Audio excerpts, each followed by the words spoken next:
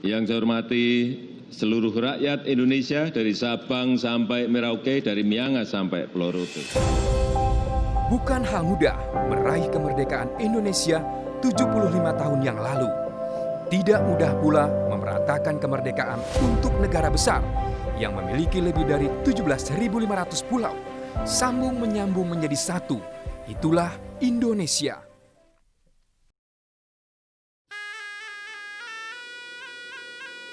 Ke laut itu, memang komunikasi itu yang pertama ya kan. Kalau memang nggak bisa komunikasi, nggak ada handphone, nggak ada sinyal, itu susah ngelaut. Susah kali bang, nggak bisa.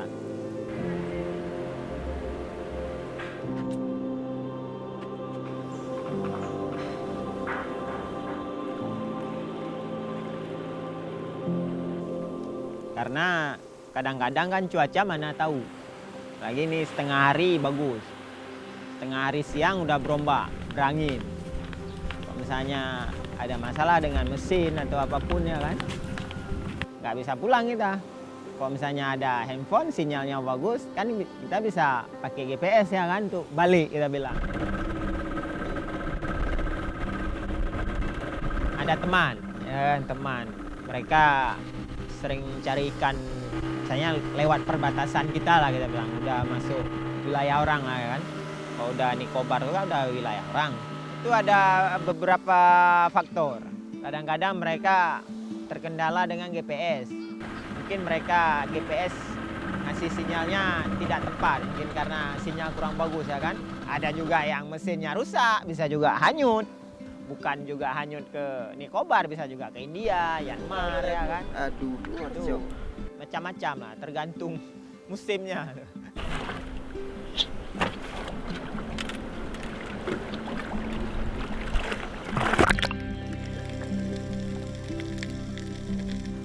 Kalau untuk telepon kami memang butuh terus ya kan, karena kita habis dapat hasil, kita harus tahu berapa harga per hari. Dia kan nggak satu hari itu kan harganya berubah terus, nggak mungkin tetap ya kan. Misalnya hari ini harga gurita kita bilang 25, tapi besoknya nggak mungkin 25, kadang bisa 20, kadang bisa 30.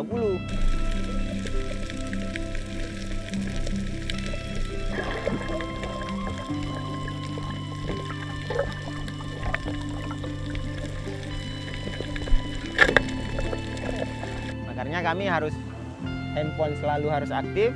Kami bisa komunikasi terus dengan harga ya kan. Kami selesai kerja, ini udah ada hasil, langsung kami kontak. Assalamualaikum bang. Ini bang mau cek harga ikan. Kalau di Banda Aceh gerapu 1 kilo udah berapa bang hari ini untuk hari ini? 60.000. Kalau gerapu hitam berapa gak abang Chance? 35. Oh boleh, kami ada gerapu merah nih sekitar mungkin 25 kilo, ada gerapu hitam ada 15 kilo. Ini alhamdulillah selama ada sinyalnya udah bagus, ya lumayan hasilnya udah. Kita bisa langsung gerak ke Banda Aceh, ataupun kok beda-beda sedikit, kita langsung nego di Sabang ini, tolak terus ini.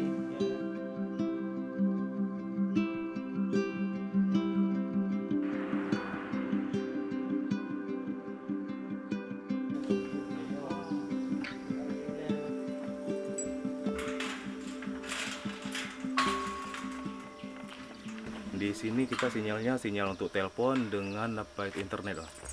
Nah, jadi kalau untuk kita koneksi untuk masalah itu buka-buka YouTube ataupun keperluan itu udah connect di sini. Jaringannya pun udah bagus, udah 4G jaringan waktu baru dipasang ini kan. Nah.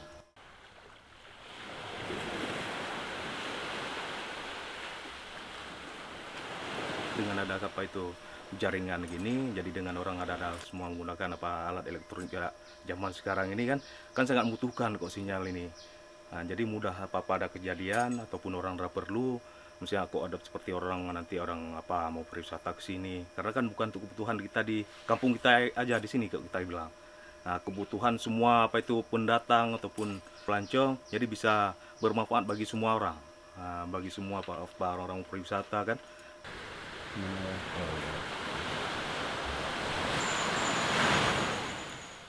daerah kita memang berarti desa terakhir lah kita bilang, desa yang paling ujung ya, ujung barat. Kedepannya kami berharap semoga pemerintah pusat atau pemerintah daerah untuk menambah beberapa titik tower lagi biar sinyalnya kami lebih bagus ya kan. Jadi ke lautnya kami nggak ragu lagi. Oke, lepang, kiri dikit, kiri dikit. Ikan bayam-bayam, ikan jagung, ikan pari itu.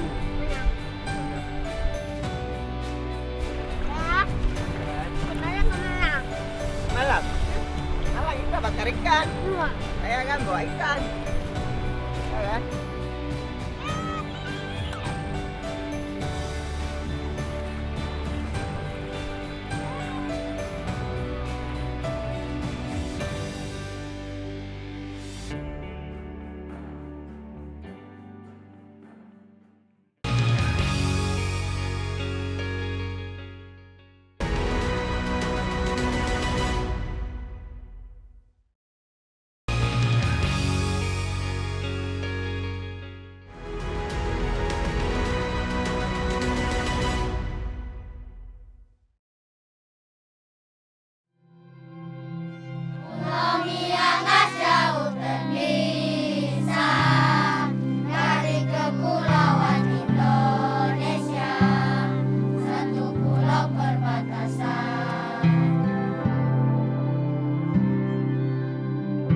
Negara senantiasa hadir walaupun harus berjuang menjelajah pelosok terpencil, mengarungi lautan dan samudera. Badan Aksesibilitas Telekomunikasi dan Informasi atau Bakti-Kominfo terus berupaya menyediakan dan memastikan berfungsinya infrastruktur teknologi informasi dan komunikasi di wilayah terdepan, terluar, dan tertinggal.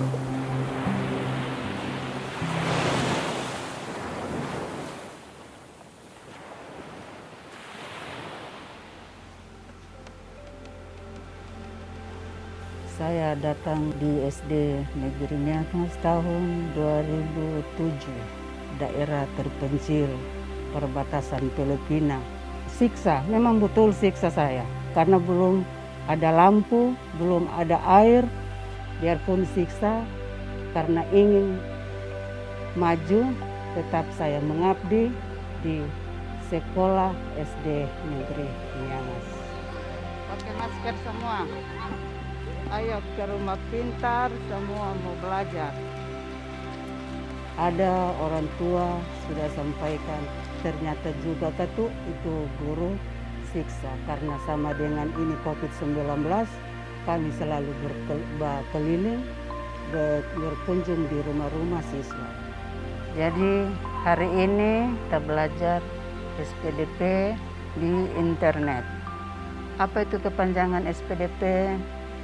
Seni, budaya, dan prakarya. Karena anak-anak belum ada handphone semua, jadi kami guru-guru harus laksanakan tugas. Memang kalau buat saya itu beban, tapi karena saya sudah disumpah, saya bertanggung jawab, saya sebagai guru, saya sebagai pendidik siap melaksanakan tugas demi masa depan anak-anak.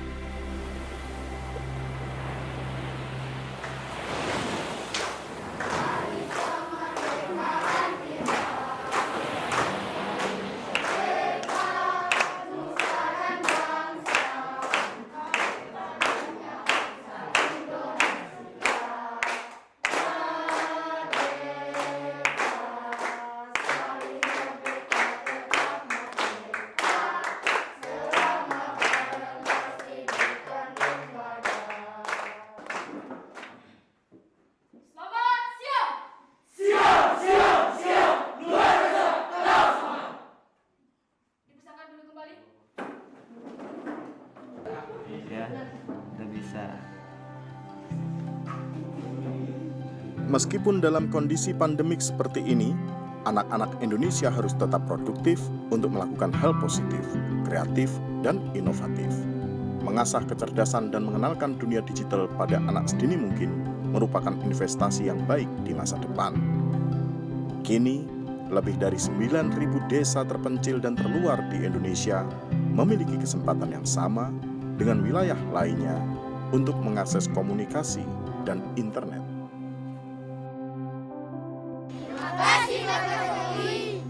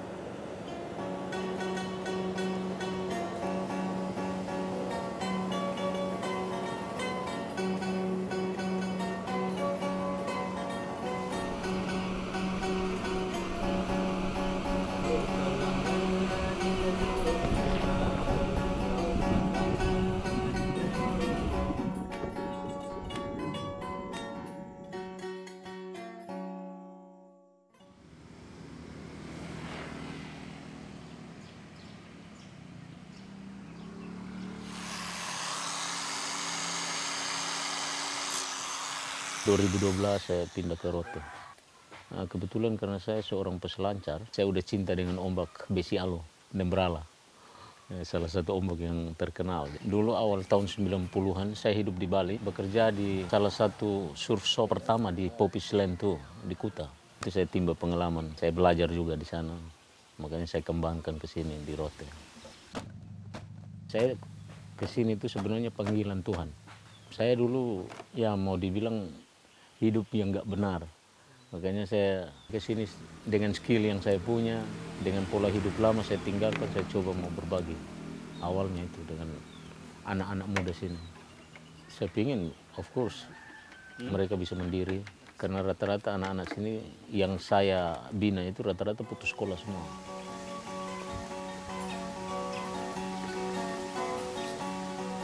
Dulu saya ingat saya belum melakukan usaha reparasi papan selancar ini, tapi saya masih datang selalu nginap di Hotel Tirosa.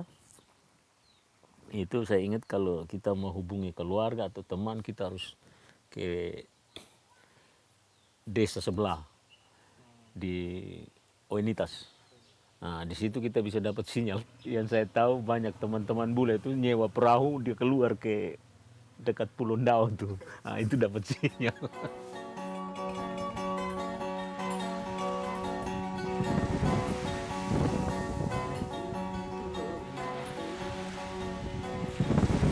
Sekarang kan semua serba internet, semua serba butuh cepat kan Pak. Kadang-kadang kalau kita di sini, kita kan juga punya mobil untuk jemput tamu. Kadang-kadang dulu itu kita pakai sistem feeling saja, mungkin dia sudah sampai atau belum. Jadi sangat sulit memprediksi kalau tamu sudah tiba ke Rote atau belum. Nah, sejak ada internet yang kuat, jaringan telepon yang stabil, sebenarnya semua seperti terkontrol. Dan promosi pariwisata kami pun, kami juga memang sering gunakan internet.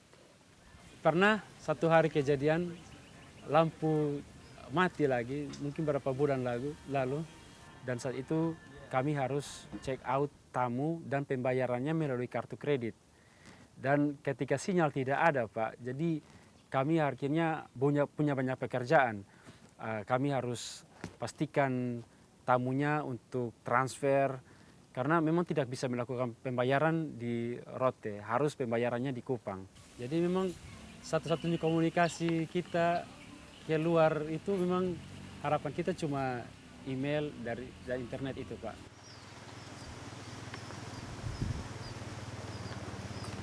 Kalau saya bicara tentang hotel saya, itu kita satu bulan itu rata-rata bisa 1 minggu itu bisa 20-an, 30-an tamu. Nah, setelah COVID ini itu bahkan hampir-hampir tidak ada, Pak. Ya, hampir tidak ada. Dengan bisnis usaha di sini kan nggak ada tamu kan nggak ada kerjaan. Bisa 20-an juta, 30-an juta, sekarang nggak ada. Ya harapannya ke depan biar lebih sejahtera. Ya fasilitas di sini kan masih kurang terus terang. Kelihatan banyak tamu-tamu yang pakai Mastercard itu nggak berfungsi di sini. Akhirnya mereka harus ke Kupang. Ya itu kan urusan pemerintah ya. Saya harap bisa dikembangkan nanti gimana.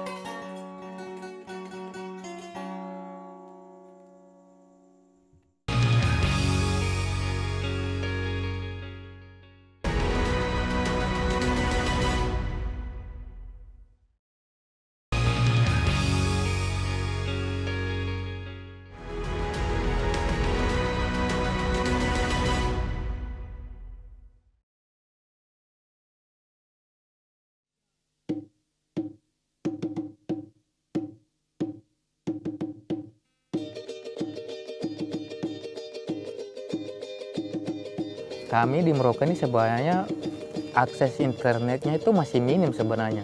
Apalagi dengan zaman sekarang penggunaan digital itu kan lebih diperlukan. Yang ibaratnya ya bisa lah semua bisa akses bahkan sampai ke pedalaman-pedalaman pun bisa. Dari situ kan otomatis semua pelayanan publik pun juga kan akan lebih mudah.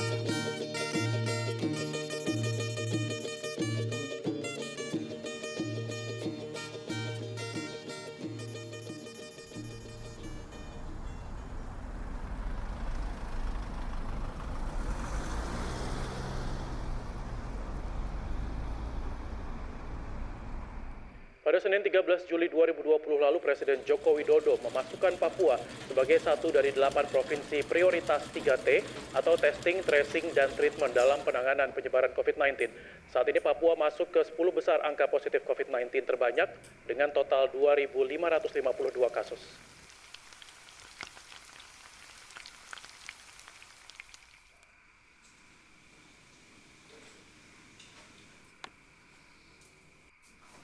Pisang goreng makan, jangan kerja sampai malam-malam. Iya, asik.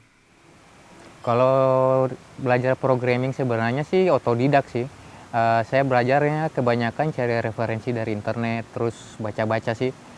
Mulainya sih sudah lama sih dari awal tahun 2004 pada saat saya itu lagi kuliah ya, tapi bertentangan dengan passion dengan jurusan yang saya kuliah, akhirnya mandek kuliahnya. Nah, dari situ saya lebih mendalami, belajarnya sering ke online terus.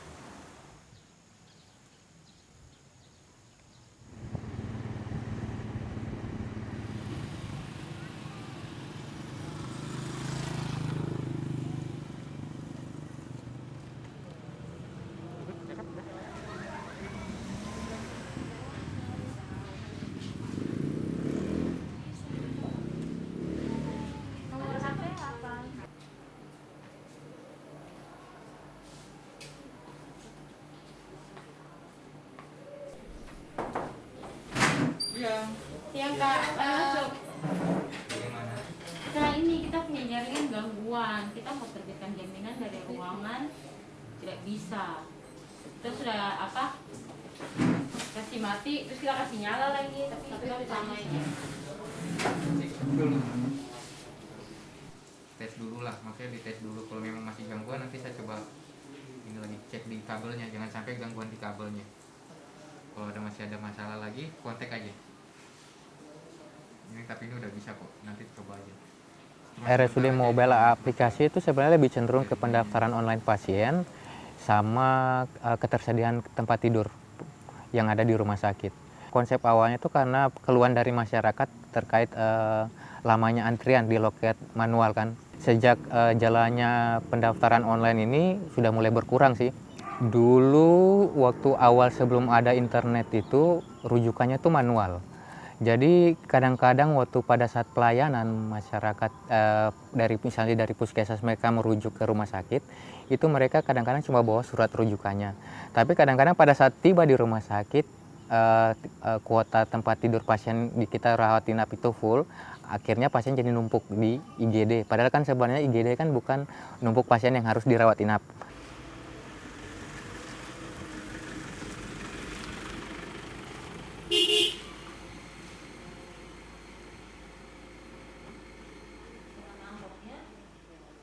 periksa dulu ya. Coba ada matanya ke atas. Oke. Ada batuk? Tidak. Sesak nafas? Tidak. Untuk fasilitas pelayanan sendiri ya sebatas kami melakukan pemeriksaan wawancara, pemeriksaan fisik, pemeriksaan laboratorium. Kami masih memakai rapid test untuk pemeriksaannya. Ada pemeriksaan malaria, pemeriksaan sifilis, pemeriksaan HIV, pemeriksaan sederhana seperti gula darah, asam urat, kolesterol, dan juga kami ada fasilitas telemedicine, bantuan dari Kementerian Kesehatan.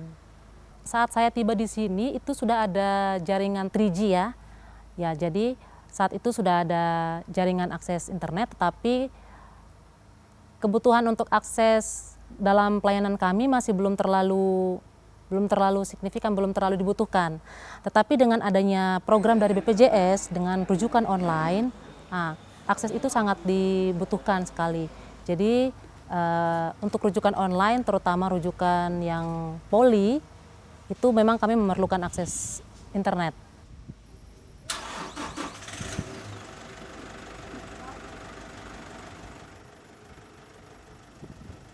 Kami mendapatkan akses WiFi yang gratis dan waktu itu cukup mumpuni ya.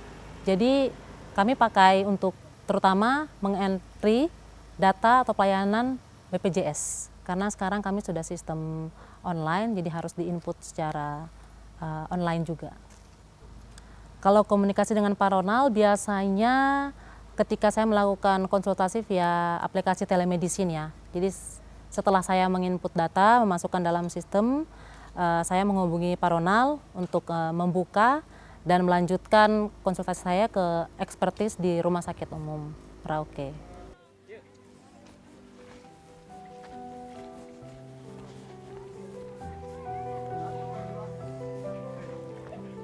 Halo Bung, kini Papua telah lebih baik.